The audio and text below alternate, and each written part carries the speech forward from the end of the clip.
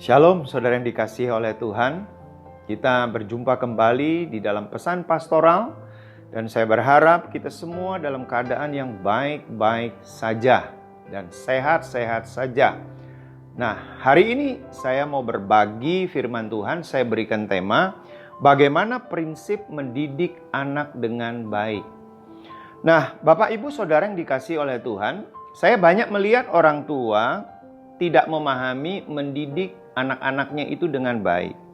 Sehingga anak itu tidak bertumbuh secara sehat, khususnya di kejiwaan. Contohnya ada yang minder, ada yang arogan, jiwanya rapuh, suka memberontak kepada orang tua, dan lain sebagainya. Nah, sekarang kembali lagi, bagaimana prinsip mendidik anak dengan baik? Mari kita akan lihat beberapa prinsip.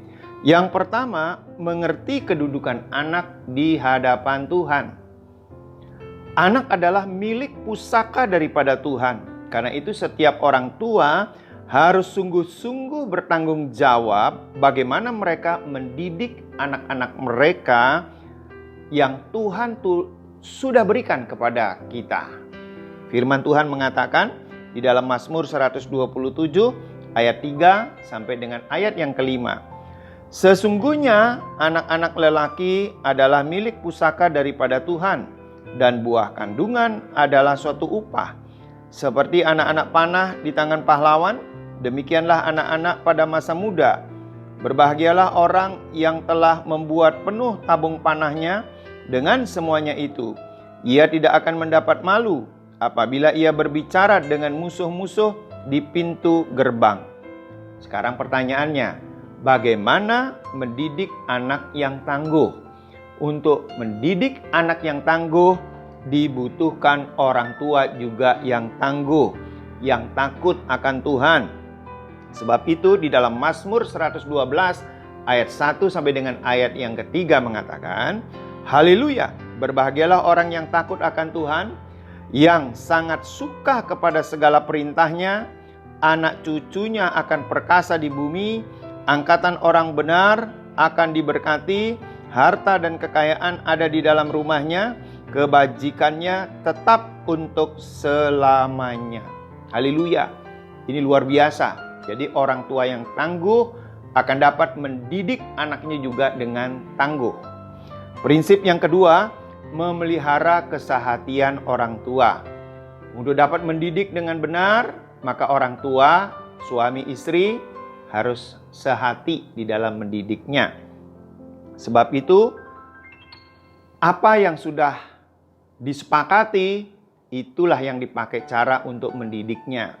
Di dalam Matius pasal 18, ayatnya yang ke-19-20, demikian firman Tuhan, dan lagi aku berkata kepadamu, jika dua orang daripadamu di dunia ini sepakat meminta apapun juga, permintaan mereka itu akan dikabulkan oleh Bapa-Ku yang di sorga.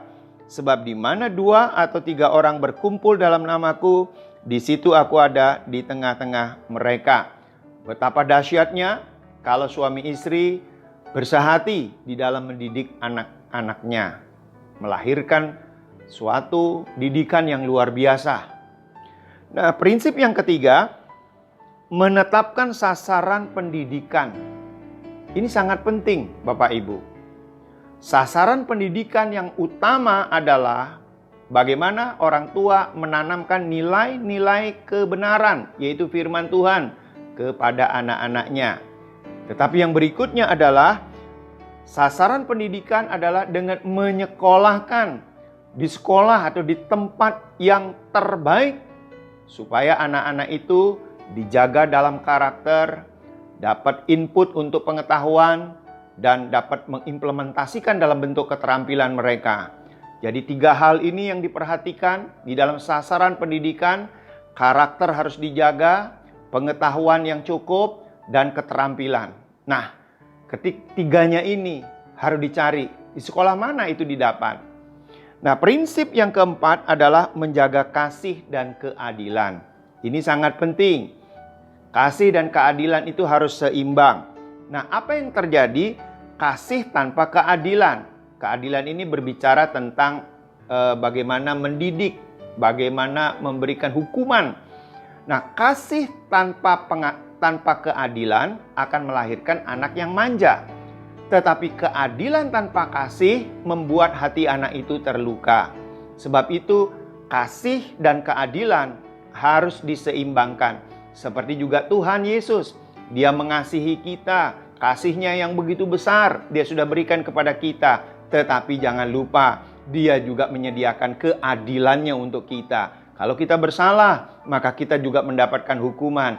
Karena Tuhan Yesus rindu kita tidak binasa, tetapi melainkan memperoleh hidup yang kekal. Itu sebabnya selama kita masih ada di muka bumi, kadangkala Tuhan izinkan proses kehidupan itu terjadi dalam hidup kita.